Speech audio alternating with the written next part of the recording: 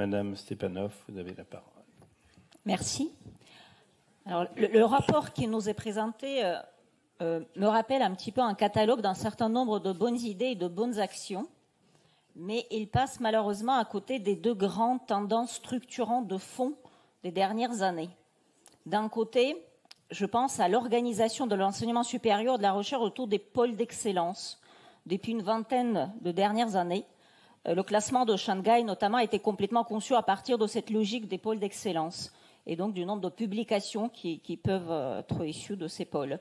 De l'autre côté, donc la deuxième tendance de fond plus récente, c'est l'hybridation des enseignements depuis Covid, qui a augmenté significativement la part de l'enseignement distanciel dans toutes les disciplines, aux dépens du présentiel. Donc pour parler de la première tendance, en quoi consiste cette logique des pôles scientifiques d'excellence d'envergure internationale en général? Il s'agit d'un ensemble de chercheurs se regroupant autour d'un laboratoire de recherche dans un lieu donné, des équipements de pointe et quelques personnalités chercheurs stars. Les pôles d'excellence sont par définition rares et exceptionnels.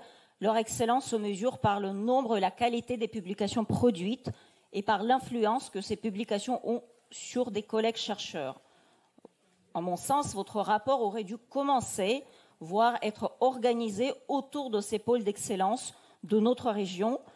Quels sont nos pôles d'excellence, les thématiques dans lesquelles nos chercheurs excellent, le nombre de publications issues de ces pôles d'excellence dans des revues de référence, le facteur d'impact de ces publications. À la place de ces informations, nous avons l'action numéro 18, donc priorité 18, page 23, où vous proposez une méthodologie pour déterminer, il me semble, les domaines prioritaires d'épée, ce qui suggère que ce travail d'identification et d'analyse des pôles d'excellence n'a pas encore tout à fait été réalisé.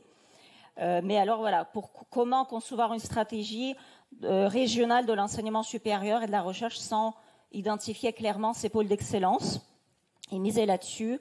Il faut arriver jusqu'à l'avant-dernière page 35 pour découvrir quelques domaines d'excellence suggérés, passage d'un paragraphe. Donc la géoscience à Orléans, les études supérieures de la Renaissance et les biomédicaments autour. Donc aucune donnée malheureusement n'accompagne ces références pour nous aider à apprécier leur excellence, aucune analyse pour comprendre comment en favoriser d'autres. Je pense au nombre de publications, aux facteurs d'impact, etc. Et pourtant, la méthode est connue et appliquée avec succès ailleurs, dans d'autres régions notamment. Créer des chaires d'excellence, les financer l'installation d'un chercheur d'envergure internationale à fort potentiel, avec une équipe de doctorants et postdoctorants, ainsi que, bien évidemment, les moyens de recherche, dont notamment les équipements nécessaires. Sans une politique de chaire d'excellence, comment espérer remonter la pente de la région qui a actuellement le plus faible taux du dépôt des brevets et un très faible niveau de publication scientifique.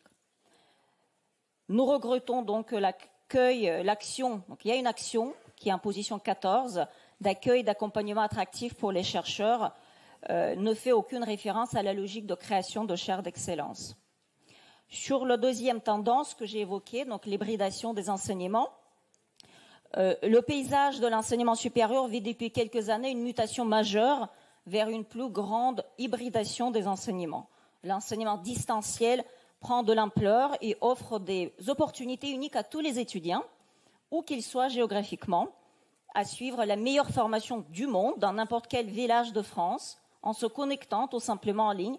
Depuis Covid, l'offre d'enseignement en ligne et à distance a explosé et couvre aujourd'hui à peu près tous les domaines.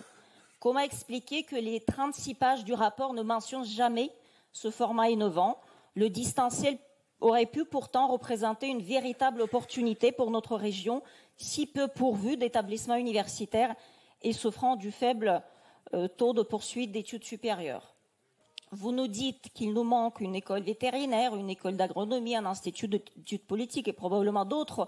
Qu'est-ce qui empêche aujourd'hui de nouer des partenariats avec des meilleures écoles dans chacun de ces domaines et proposer des enseignements à distance sur notre territoire, d'éditer un magnifique et épais catalogue de toutes ces formations au niveau régional et surtout s'appuyer sur le réseau des campus connectés ou encore mieux des tiers-lieux de compétences chers à Jean-Patrick Gilles et d'autres coworking pour assurer un accueil physique de qualité des étudiants inscrits dans ces formations à distance. Donc, pas besoin d'investir dans des bâtiments spécifiques dans ce cas.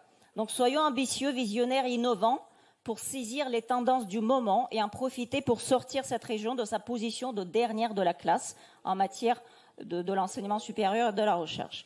Enfin, comment les habitants de la région... Je vais vous demander de conclure, Madame Stéphane. Je suis en train de conclure. Comment les habitants de la région Centre-Val de Loire peuvent-ils être fiers de leurs chercheurs s'ils ne les connaissent pas?